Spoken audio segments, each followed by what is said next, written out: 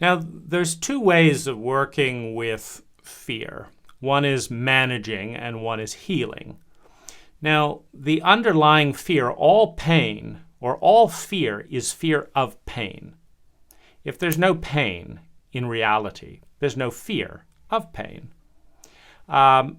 Whether it's the fear of humiliation is an emotional pain. The fear of death, of physical pain, of the fear of the unknown. What could be there in the unknown? There could be some unimaginable pain.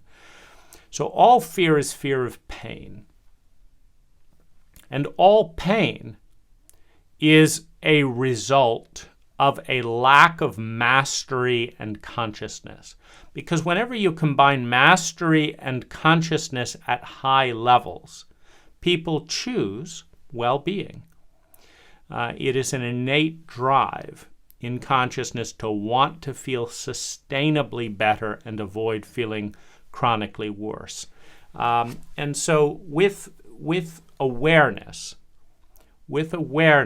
and with mastery, meaning I know what creates pleasure and pain, and I have complete control over the variables. When those two things are present, knowledge and power, people choose well-being and pain decreases.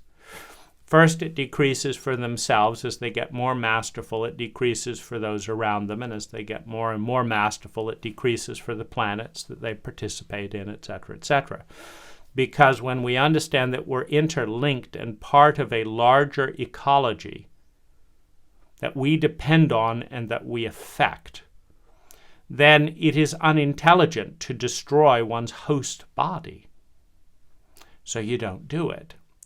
You have the intelligence to partner with that host body to meet all of one's desires and needs, etc., without destroying it, which takes more awareness, more intelligence, more mastery.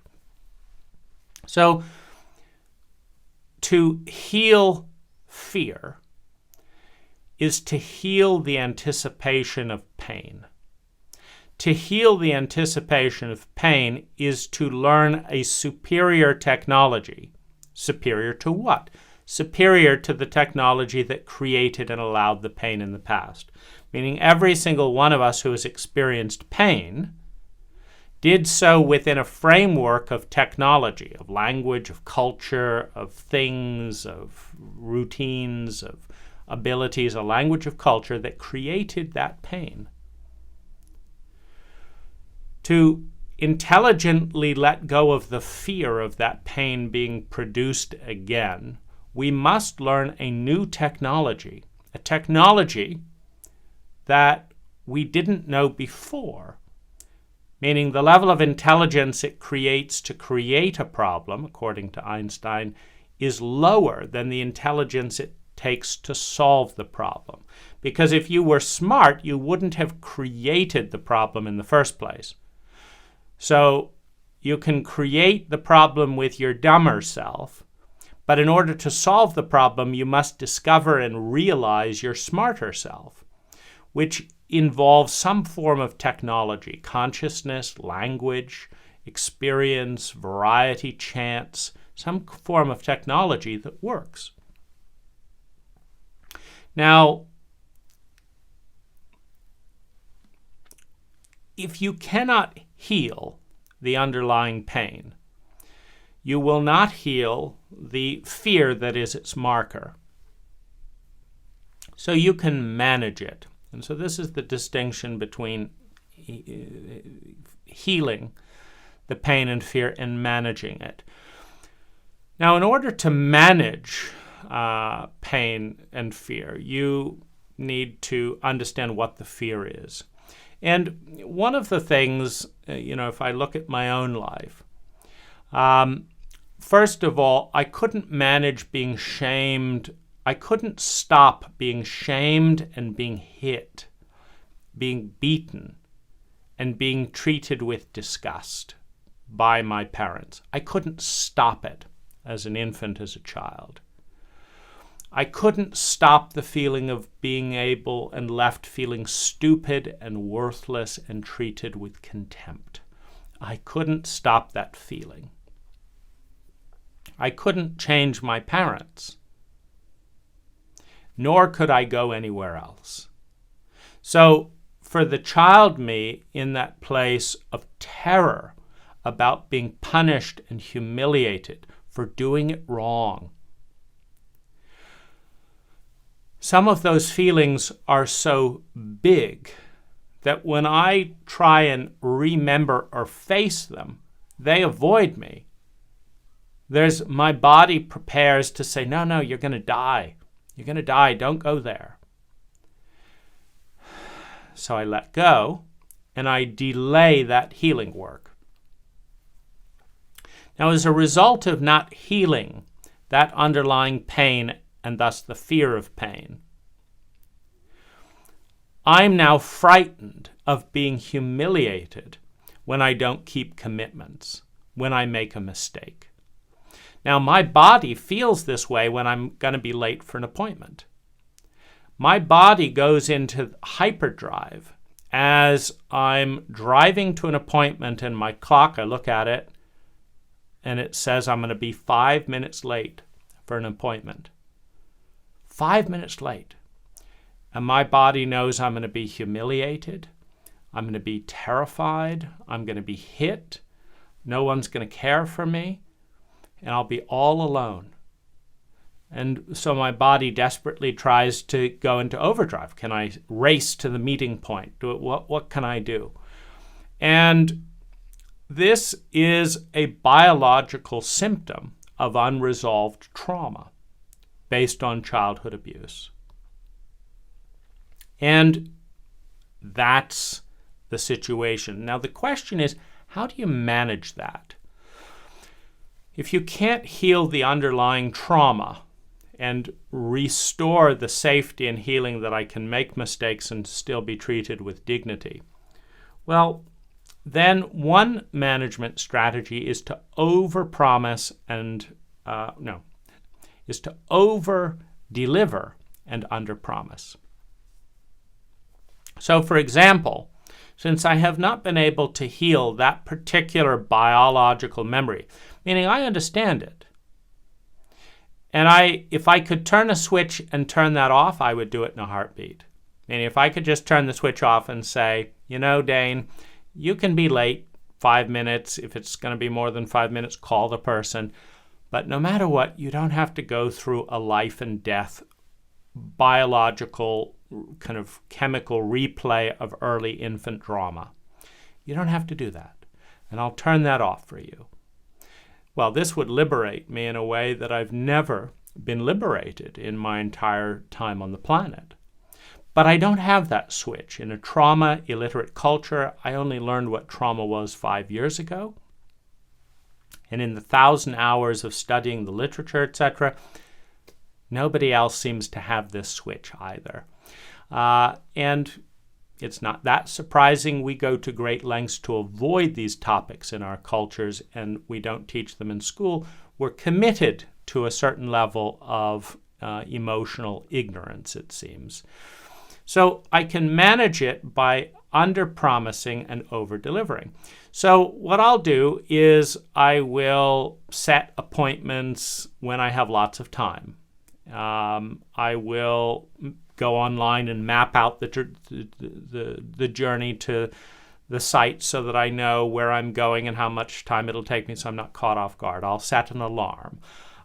Then when it comes to doing a project and completing, if I look at the project and say, I could do that in a week, what I tell the client is I'll do it in 3 weeks.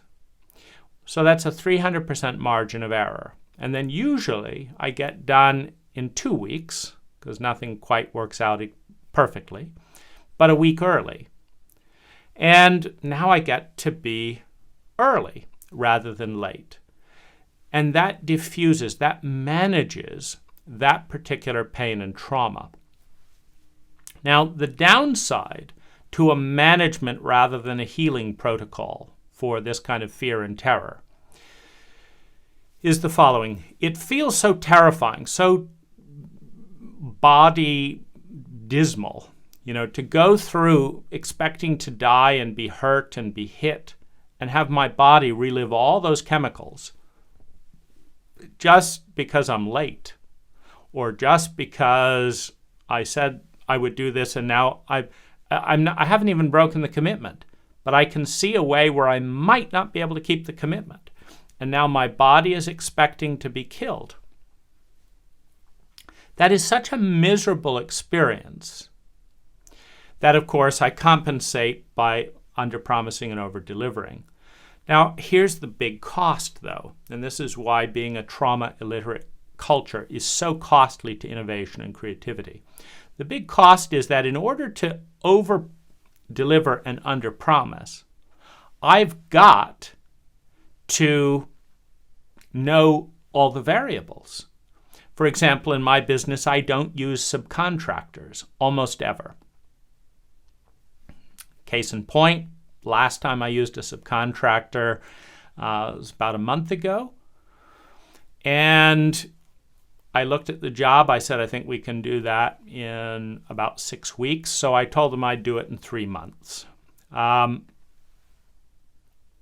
then I thought, there's a very large segment of this job that is elaborate tiling, where we're doing, tiling over an outside patio. I said, let's give the client a better, thing than we might be able to do, because we don't do tiling 8 hours a day, for the last 20 years. We just do it sometimes. So let's get a really good tiler. So I screened for the best tiler. And there was only one tiler that met all my criteria. And I thought, this looks great. And I talked with him, and this looks great. And we met on the job. And I asked when he'd be done. He'd said, I'll be done within 2 weeks, right? Well, more than a month later, this tiling relationship has deteriorated. He's bothering the client. He's bothering the neighbors. He's 2 weeks over budget, right? So that's time and money. Now, because I'd said 3 months, I still got that job done a week early. But the only thing that went horribly wrong was something outside of my control. And everything in the unknown is outside our control. You go to a new country, it's outside your control. It's their laws. They don't think the way you do. They don't talk the way you do. They don't eat the way they do. They don't do things the way you want them to do it. So if you travel to the unknown, you cannot avoid these types of fears, because you will make mistakes, and now you're going to run into them. And so the biggest cost to managing traumatic fear without healing it is one must and one instinctively stays in a small world, a world in which I won't make any mistakes because I know the terrain perfectly. And the only reason I know the terrain perfectly is it's my own house. I can go up every inch of my house and I know it. I can walk it blindfold because it's so small.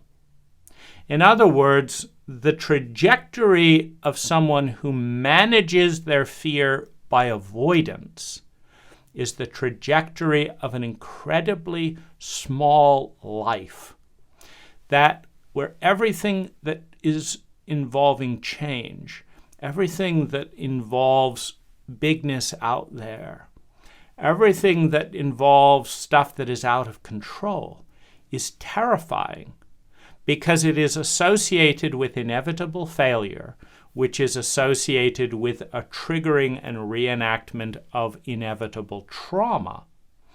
And the reason these traumas hit us so hard, even at 40, 50, 60 years old, is that it's not the 40 and 50-year-old person that experiences the trauma.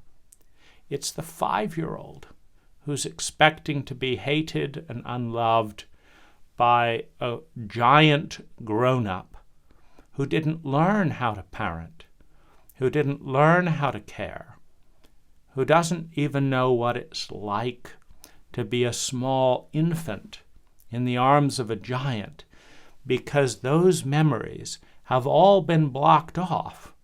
as most intergenerational abuse is intergenerational. It's not, if your mother abused you, it didn't come out of nowhere. The cult certainly played a role, but the default mode in an unconscious parenting cult, meaning we don't send parents to high school for parenting.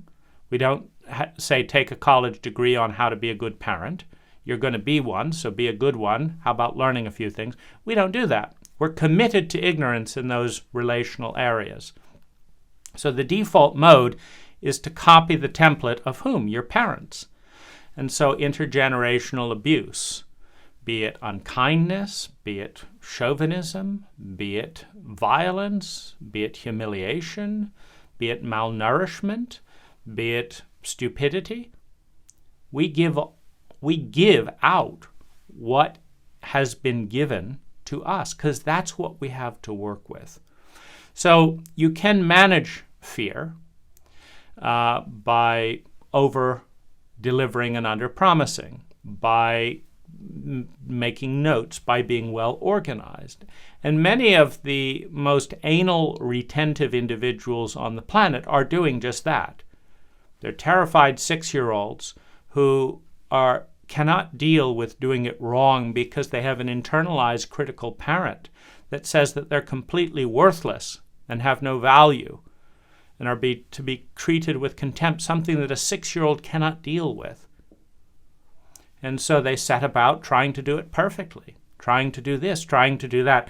And the trouble with perfection, aside from it not existing, the trouble with perfection is that nothing is perfect, and dynamic change is the answer.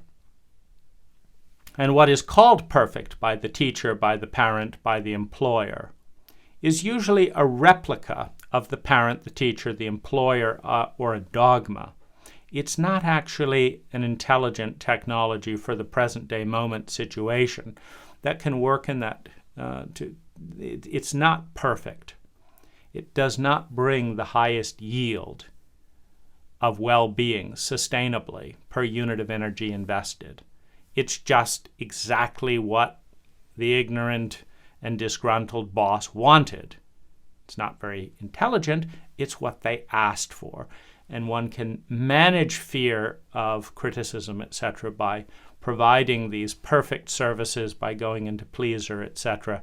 But ultimately, in order to be a liberated human being, we must face the crisis that produced the underlying pain that is beneath the fear and answer it in a way that lets us go out into the unknown intelligently and does not condemn us to a life of chronic fear and chronic smallness, which condemns us ultimately to reenact that which is in our small domain.